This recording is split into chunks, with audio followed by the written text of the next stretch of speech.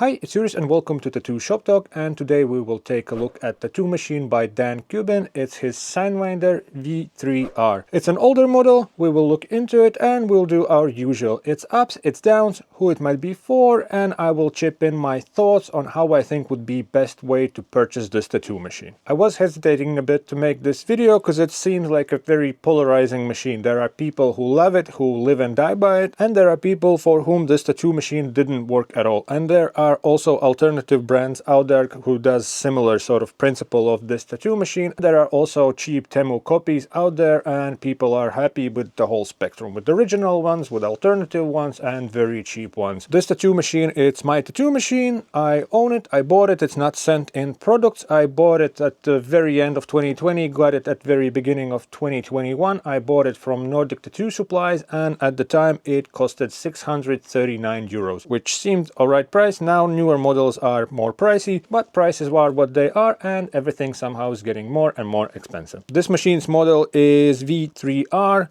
and R I think stands for revisited, so there was version 3 and this one is upgraded. Since then it's been upgraded a bunch of times and I have lost count how many versions of this machine are out there now. This is 2025, I don't know when you are watching this video, so maybe later there will be a bunch of other ones. I don't even know if it's like a real review, it's just my experiences and my thoughts on this tattoo machine, so which makes it, I guess, a review. Okay, now let's do its ups. It's a lightweight tattoo machine and it has this little wheel here that can adjust sort of stroke and hit. It have 10 settings and it goes from 1 to 9. The star is a middle setting and 5 I guess would land in the middle as well. I usually put it on a 5 and then I can adjust if a need be. 1 being the softest and 9 being the hardest hit. It is a clipcord connection machine and it gives you an extra option, like if you flip clipcord around, one way it's a bit softer, other way it's a bit harder. It's something to do how wheel sort of spins and which way it touches the spring. I'm not sure about the mechanics of it. The option is there. If you need, you can flip clipcord around and you could make it a bit softer or a bit harder, which is nice. There's also RCA connection model out there. I have not used that. From my understanding, you don't have the option to flip polarity because it's RCA, so it is what it is. It's set on that type of connection. I have converted mine with this beautiful converter to RCA and then I still have option to flip the polarity. RCA is there and then you can flip this thing around, which works for me just fine. This adapter is by Nick Jones. I ordered it separately. First I Frankenstein one myself just because I saw the concept and I wanted to see if it will work for me, and it felt like it works fine. And then I ordered one from somebody who does a better job and it's a better looking piece, instead of having this monstrosity on your machine where you can potentially even cut yourself. But that was just a proof of concept. I ordered this thing. It wasn't too expensive. The only thing was that it took a while to get delivered.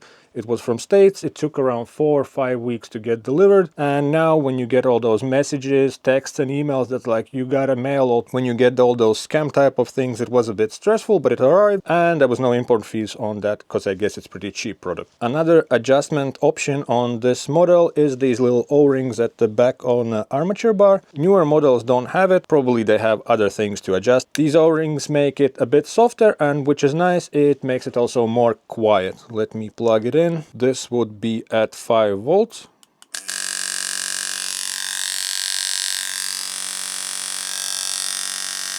Let's change the clipcord around and see if you can tell by the pitch how it sounds.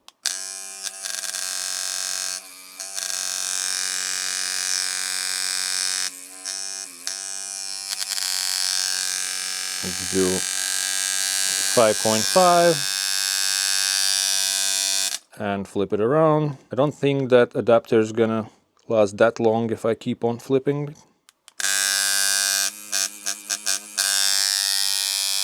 That this way. And now I will remove O-rings, but I usually have 1 or 2 or all of them on, depends on situation, because they are small O-rings. With time they can break and then you don't have time to put a new one on, and this is without O-rings.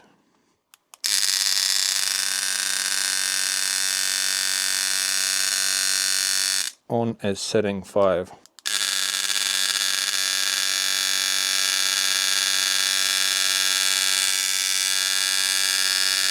6 volts. Flip it around.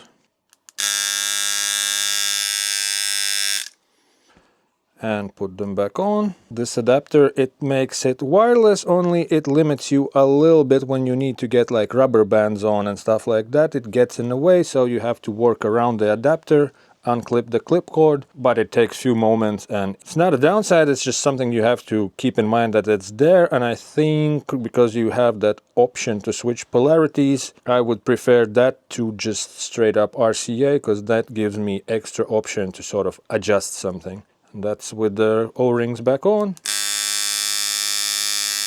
A bit more quiet and a bit softer, and a little bit reduction in noise can be nice. On a battery note, I want to mention that use batteries without jump start.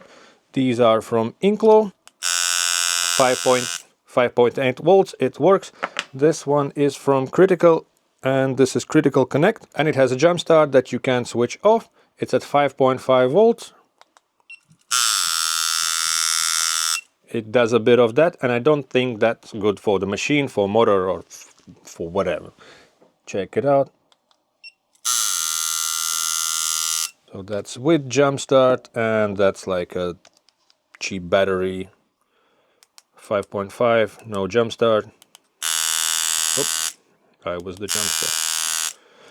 You get the point. Or use it with batteries with jump start only at your own risks. And I use it for lining, and I used it from 7 liners and up to like straight 14s by Blackclaw, and it had no problems. Sometimes you have to just adjust a little bit and it goes fine. I can also see that this machine would be great for like whip shading, the pepper shading, or whatever you want to call it. You can run it pretty slow and pretty punchy. With something like battery from Inkclaw, you can run it wirelessly at 3 volts. Let's put it on a strongest setting. 3 will be maybe too little, but let's try. And you can still feel it. 3.2. 3.5. That's we're talking wireless, but if you plug it into power supply, then whatever it goes at its lowest, like it will probably have no problem to push something like 3 liners for that nice dotty shading. On a lower voltage for the peppery dotty looking shading, slow it down, put it on a punchiest setting, and you're good to go. Yeah, Inkclaw batteries run from 3 to like 12 volts, and there are smaller and bigger options depending on the size and weight you're comfortable with. Or clip it on clip cord, put it in a power supply, and do whatever you feel like doing. Bigger liners easily, smaller liners I was not that comfortable with this one. Like I said, only for something like a dotty shading I would recommend it. And at the same time, thin lines are not where I feel the most comfortable anyway. Working with bar needles, it's pretty efficient machine. I outlined a back piece in around 5 hours with, I think it was straight 14 liner. And for me, that was a success. I feel happy about that amount of work done in that time. And another positive thing for this tattoo machine manufacturer, Dan Kubin, you can follow him on Instagram. He shares a lot of tips and tricks on how to use his products, how to use machine, how to set them up, how to bend needles, all the little things that you want to know before you use it, because that's very useful and helps to run it successfully. Machine itself, even wirelessly, it's super easy to pack. You have your grip, you have your adapter, there's your machine, battery. So what I usually do, I would take my favorite sticky plastic, boom, throw that on a battery, because we will touch it, we need to adjust voltage. And then on a tattoo machine itself, I would throw a machine bag on. Technically, you can also put machine bag over the whole thing, and it would fit. In this instance, plastic bag would touch moving parts and it would make extra noise. This is noisy plenty, so easy to pack as well. Now from upsides, let's slide into those not great, not terrible type of things. And in this instance, if I run it wireless, it's a power hungry machine. Again, depending how you set up, working with it, it uses batteries up pretty quickly. The other day I used bigger battery from Inkclaw. I worked for around 1.5 hours. I outlined like a flail type of a piece. It was 1.5 hours at around 6 volts, and battery was drained to its last bit. It was still running, but it wouldn't have more left. So depending on how you run it, I would say with bigger batteries you have from around hour to maximum 2 hours, depending on the voltage and setup and that type of thing. It's not great, it's not terrible, it's something you have to know when you're working with batteries, and you probably have multiple so it shouldn't be a problem. It's originally intended to be worked with needles on a bar, but it can also be worked with cartridge needles. Then you need to fiddle around with settings, and some people suggest to put like extra rubber band to get extra push, so it compensates for the membrane. As a maker of this tattoo machine mentioned on his Instagram, that don't hate this tattoo machine for what it's not intended to be worked with. It can be done, maybe it needs little tricks, mainly bar needles, and mostly you see people use it with needles on a bar, and I guess that's the whole vibe of this thing. On conventions you see it's mainly this type of setup. Well, not this. This you don't see that often. People often plug it in. I prefer wireless option, and once I got used to it, cables get in a way more than I was expecting them to get in a way. I guess you get used to comfortable things. Another not great, not terrible thing about this tattoo machine, I had an issue with it, and I posted on tattoo related Facebook group that I have this issue, and then people referred to this tattoo machine as old school one. This one is the one with Workhorse Irons logo on a tightening bit, and people referred to it as old school model. I got it for 4 years, maybe it's been a few more years around, and it's already old school model. And there are a lot of new models out there, which means that there was something to be improved or something that wasn't good enough in older models. Again, keep that in mind if you're choosing this type of tattoo machine. Now let's get into downsides, and on that note I want to mention that I'm speaking on my experiences with this model, with this particular machine. It's a handmade product, things may vary, somebody may be more lucky than others. If I complain about anything, I'm complaining about this particular machine. Well, I'll chip in some notes from others as well. It is a great tattoo machine when it works, and when it doesn't, there's a bunch of mysteries to solve in setting it up with things like how you bend the needle, how you put a rubber band, even a little things like a little nipple thing on the back can affect stuff. There's some things to be worked around when you're just starting, and even if you have it for a while, sometimes there's just something's not going the way you expect, and you start to fiddle with all those little things. First thing, when you start to work with it, even bending a needle is a bit different from what I was used to do before, and that thing have changed over the time. I don't know if it goes with the new models. It works on all models the same. First it was sort of like an even bend over the whole needle, and then a little bend at the very end at the eye, sort of there. We do that, we have this situation going on, and you also want to open an eye of the needle a little bit, which I do with scissors. Some people use piercing tapers. I've seen on Facebook groups where people complain that the machine would it would break this loop eye part off. Maybe it's just a not quality needles, maybe it's from bending. That have never happened to me, but I've seen that mentioned a bunch of times, which is cool. On newer models, on this tightening part, they have a little bump which is intended to open the eye, the loop of a needle up. You sort of put it on, twist it, and that's the recommended sort of opening for it. In my instance, I'm sort of guessing, I just loosening it up a little bit, and that's it. Now the latest what I saw was sort of like even bend all over the needle and then little bend at the front. I did that last time, it worked fine, didn't spray, worked fine, but it's those things that sometimes you have to figure out, and they can get annoying. If you don't get those things right, then sometimes it can turn from tattoo machine into airbrush. I had it starting to spray. I would dip the tattoo machine in an ink cap, and by the time I move over to customer, it's empty. The whole ink is sprayed everywhere, so that's not cool, and it can spray this way. If you don't set those things correctly, it can spray backwards as well. Not cool. Adapter gets in a way a little bit when you set it up. It's sort of there around the motor, and then you can also tighten it up by pulling on it one way or another. You don't get those things right, it's gonna spray ink, or it's gonna spray it back, or it's just gonna work funky. That's those things that you have to sort of, there's a learning curve to it. I like to set it up this way just for the weight balance. When battery is facing this way, I find that it works for me better. It's nicer balance. Downside, sometimes when you work, you sort of confuse this part with this part, and you have turned machine already other way around. Like, you know, you can touch this part and stuff. With the adapter, with battery, I find that this works best for me. I haven't used it on a cable for like quite some time. The biggest issue with this tattoo machine for me, with this particular tattoo machine, was connection of cables within the machine itself. It started to work inconsistently, and I couldn't understand why. To the point where I didn't want it to work with it, because you work with it and suddenly it sort of speeds speeds up and the pitch changes, and to the point where even customers ask like, is your tattoo machine okay? And that's kind of like a bit embarrassing, and you're like, I want to figure out what that problem is. It doesn't happen regularly, you don't know why it happens, so you kind of want to figure it out, and you don't want to work with it if it misbehaves like that. So it's kind of like confusing for you, and customers confused, and it's a bit like embarrassing. Then I contacted manufacturer of this tattoo machine, and he got back to me because I'm located in Europe. There's also European repair place. I started to read on the webpage, and I got the vibe that it will be expensive because a lot of descriptions was on how expenses are calculated and how much it's gonna cost.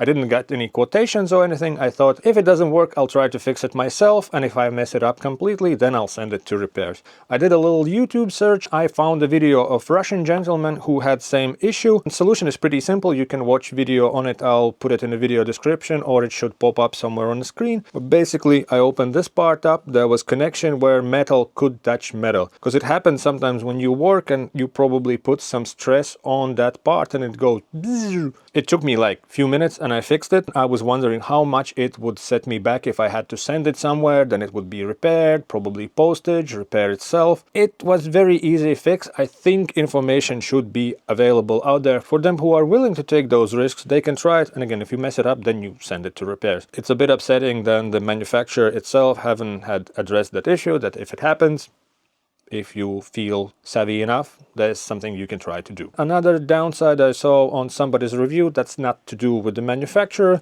Guy got a tattoo machine, there was an issue with it. He ordered it directly from Dan Kubin, from States. He got it, he got charged import fees. Then he had an issue with the tattoo machine, he sent it back, it was repaired. I think it was a fair repair. When it got sent back, he got import taxed again. It's nothing to do with manufacturer, nothing to do with machine, but you have to keep in mind, if you shop in between economic zones, it can add to your price a little bit or a lot, depending on what's the taxes and all that, and it's already not a cheap product. But I bought mine in Europe from Nordic Tattoo Supplies, shipped to Denmark. No problem. The main disappointment, the main issue with this tattoo machine, the biggest downside was that connection issue where you kind of like expect a lot from that tattoo machine, and sometime down the line it starts to misbehave. I started to look on all the tips and tricks of adjustment. This part, maybe it's that. It wasn't. Fix was easy. It was just not that easy to find. I have to dig through some Russian YouTube. I know there are a lot of fans of this tattoo machines and they swear by it and they promise that like don't use anything else, use just Dan Kubin's machines. I know a lot of tattoo artists who had success with alternatives. There's a Russian maker who uses the same principles. I'm not sure if it's called copy, because I'm not sure if Dan Kubin was first one who came up with this one, but even if it was, that's how things work. There was Spanish alternative, and people are happy with that one, and some people rock with those cheap, like a few dollar knockoffs from Temu, and it works fine for them. They don't have as much flexibility and adjustments.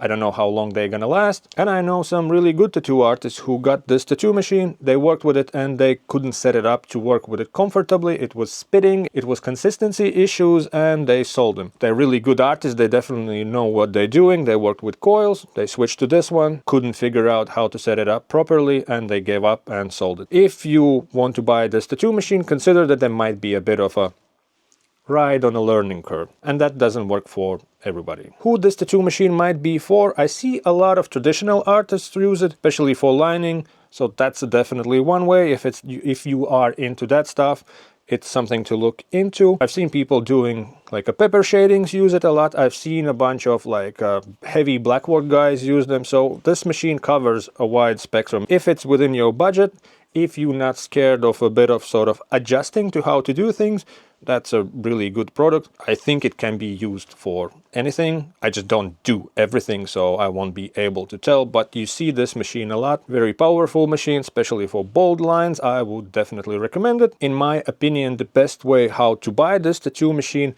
recently I saw on Dan Kubin's social media, he was organizing a workshop. Price, I think it was $1,000, and you're like, that's a lot for a workshop, but at the end you also get the tattoo machine. So I think if you have a chance, that's a bit limited to US, so either you have to travel or you have to be around. You pay a little bit extra and you get manufacturer of this tattoo machine showing all the ins and outs and all the tips and tricks. So then you buy it and there's no excuse, you can't complain. You have shown everything, explained everything, how it works and why it works, and that's by the manufacturer himself. That would be the best way to buy this tattoo machine. If I had a chance, if I would be around, I would definitely do it. I would probably buy another one just to know all the little bits about this tattoo machine. I think that would be awesome if more manufacturers would do it. Just so you know everything, you don't get confused. You know, all the little things. And that's it. Now you share your thoughts on this tattoo machine. If you have used it, if you liked it or no, I'll put a pinned comment down in the comment section so you can say your yay or nay and explain why if you have used this tattoo machine. Obviously, if you have anything else to say, use the comment section and do all the YouTube-y stuff. Press likes, leave comments, check our descriptions, check all the playlists there. If you are super awesome, then share this video. If you want to support channel, then consider to become a member. We have that option now. There's little perks, we're working on it. We don't have many members. Shout out to my colleague Dan, who's for now is our only member. If you are using our affiliate links when shopping for tattoo products, then thank you very much. See you in future episodes. Stay safe as usual. Bye. I'm out. Peace.